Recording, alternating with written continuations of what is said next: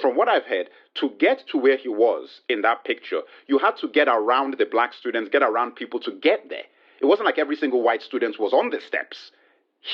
How did he get there?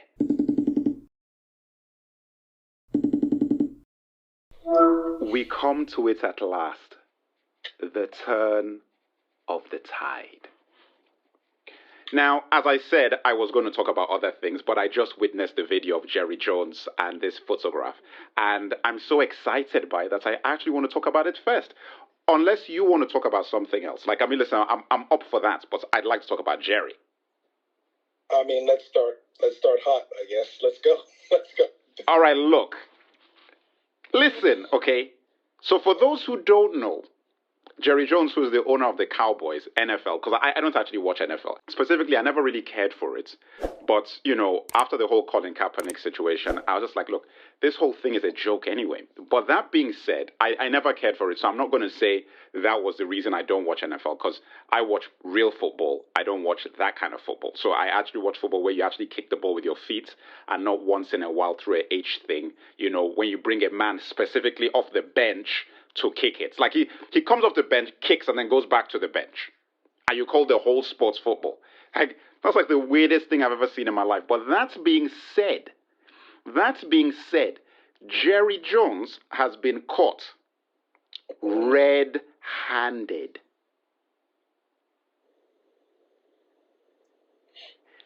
Red-handed. They found a photograph of this guy, Arkansas, when he was about 14 years old, 14, 15, the age varies a little bit, you know. When he was about 14, 15 years old, on the steps, when they were trying to desegregate his school, the high school, and there were these black students, 6 to 9 of them or whatever, on the steps trying to get into the school. And a whole crowd of white students were preventing these black students from getting into the school. And we see Jerry in the background, sort of like in the crowd, just looking, and he's there. Now, before I give my thoughts, and this is about 65 years ago, so let's not say it's not like yesterday. Like, this happened like a long time ago. That being said, what was your instinctive thoughts when you heard this story? Not surprised. First question is, whoever released it, how long did they have the photo? The next thing I'm thinking is, you know, with cancel culture running wild, I don't know. I don't know what the goal was in trying to. I mean, we just watched Vince McMahon lose his entire you know, what he built. Okay, great. The one thing you cannot. Shout out to Vince. More power to you. Shout out to Vince McMahon, who created probably one of the most important pieces of my childhood with WWF / WWE. It was, I will always be grateful to Vince for that. Like, it's some of the greatest memories of my childhood came from WWE. Really, like, honestly, like, so Vince, this is a shout out from me to you. Thank you for the memories, because you're a genius. You created, it's just magic. Like back in those days, the 80s, like the late 80s, early 90s, it was magic. Mm-hmm. Magic. Ted DiBiase, Jake the Snake, Ravishing Rick Rude, the Bushwhackers, Heartbreak Kid, the Rockers, a.k.a. Matty Jannetty and Shawn Michaels, Sid Justice, a.k.a. Psycho Sid, the Hulkster, who has disgraced himself, but still the Hulkster is one of the best preachers of all time. Ultimate Warrior, R.I.P., my favorite wrestler. Sorry, carry on, we're off topic. So again, we're in a culture now where it's like I got you moments, right? So I'm questioning. Number one, it's not surprising. That's number one.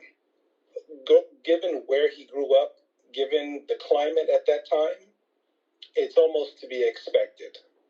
My problem is, where do we draw the line? And I'm genuinely asking, where do we draw the line between accepting someone as not being perfect and then punishing someone for not being perfect. Because the first thing that someone, it's almost like a knee-jerk reaction, right? Let's say you're talking about some of the good deeds that you do, right? And then someone says, oh, you think you're perfect. Oh, I never said I was perfect, right? That's the knee-jerk reaction. So if we acknowledge that people are not perfect, why are we then punishing people for not being perfect? All right, good points. You see, this is the thing for me with this. Let me begin here. So I'm going to start with the positive side of things. I am not going to hold Jerry Jones accountable for what he did at 14 years of age. Like, that's ridiculous, because when I was 14, I had no idea what I was doing. Like, I was actually beholden to my parents. So whatever my parents and my environment was saying had a very massive impact on what I believed and what I was doing. So for me to look at a 14-year-old and blame him for his behavior or beliefs is ridiculous, because I should look at his parents, the people around him, the older generation, all those older boys around him. I'd like to know how many of those boys have gotten into the judge's department, into the police force, into the municipalities, into the mayor's office, because you know a lot of them have gotten places of power. Yeah. You know that. I'm talking about the ringleaders. Yes. That's what I want to know. How about we do that? Because we've got the photo. We've got the photo. So how about we take that photo and we identify all of those guys and figure out who the hell they are? How about that? Okay. Now, moving on. See, the thing about Jerry, right? I'm never going to hold him accountable for what he was doing. I mean, like, even if he was in front, he's 14, for God's sake. Like, what the hell does he know? Like, it's the same thing with Marky Mark.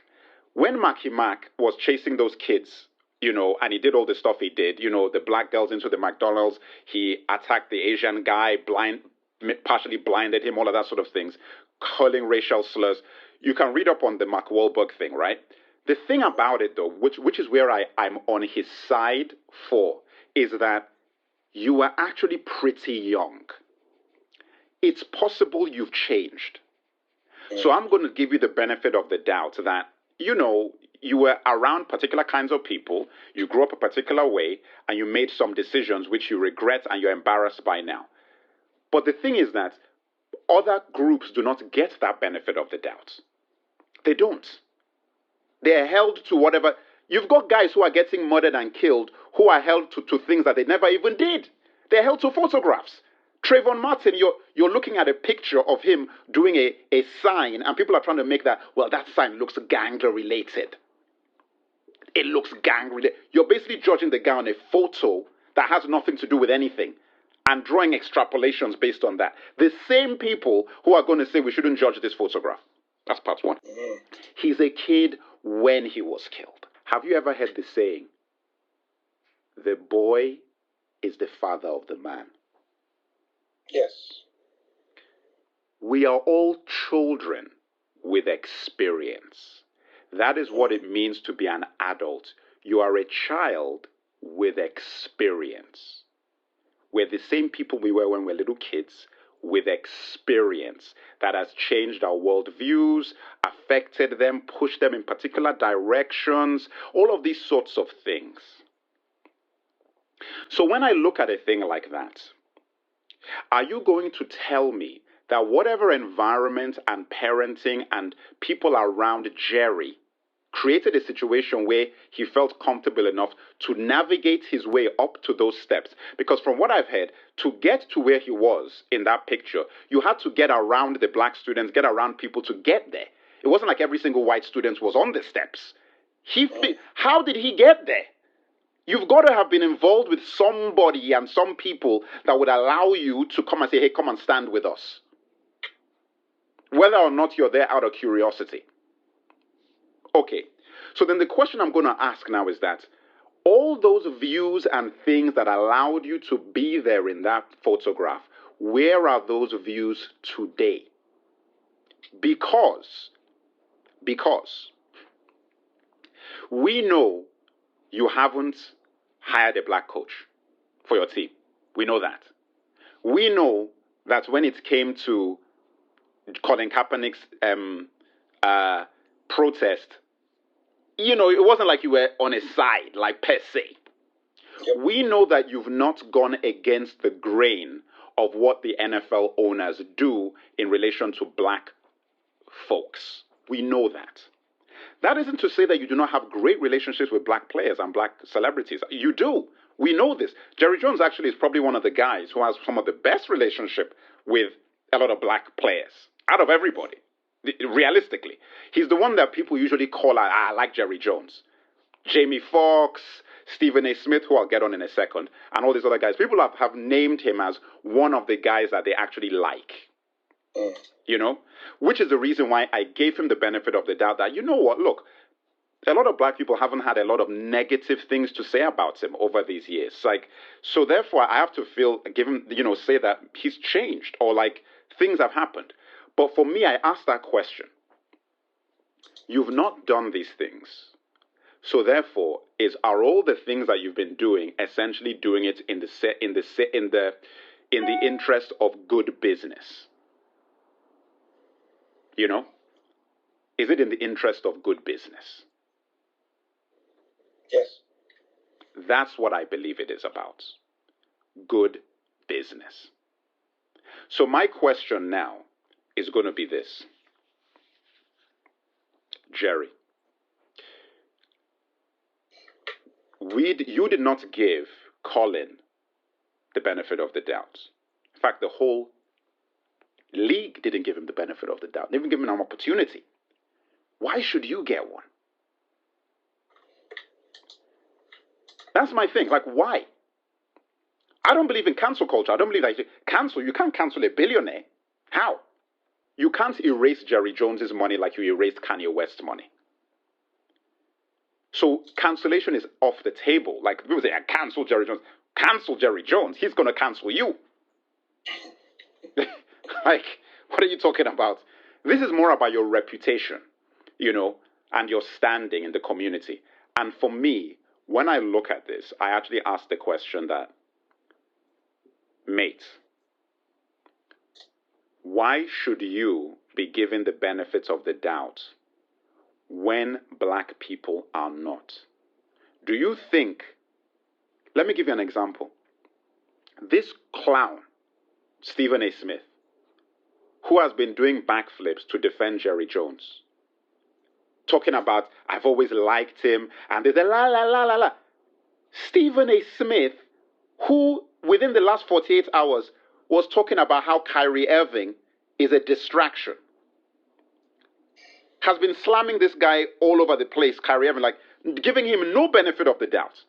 Because Kyrie Irving, he posted something, you could give him the benefit of the doubt that the guy is not pro the anti-Jewish things that are in the movie. He was just watching the movie and he just posted the movie.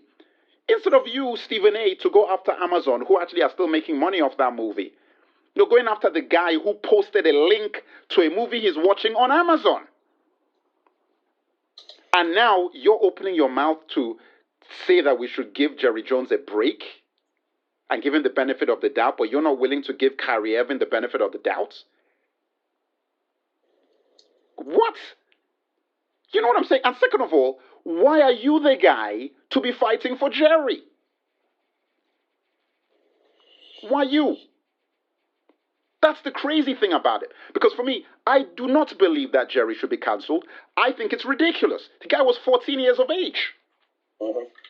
That's ridiculous. But it does raise eyebrows because I'm saying that, well, you don't hire any black coaches. You didn't really do backflips to support Colin Kaepernick and give him the benefit of the doubt. At the end of the day, when it comes to all of these things, you toe the line with the owners. So when something like this comes out, this is kind of a big deal because it calls into question your deep-rooted state of mind. Not what you put out there in the public for good business, but what's really going on deep inside your head. Because you know damn well that if a video or a picture came out with any big-time black person who, can you imagine a picture coming out with some pro-Nazi thing, and you see a like Oprah Winfrey or like Cosby, let's even put Cosby in there, or any of these people when they were kids in a pro-Nazi thing, do you think anybody will be listening to whether or not you were 14 or 12, even if you were 7? In fact, no, forget it. I'm going to go deep. You're a baby. You're like in Pampers. They'd be like, listen, man, kids' minds are very malleable. Even though he was in Pampers and had a dummy in his mouth, the baby knew what was up. Why were you at the rally? You should have told your mother not to take you.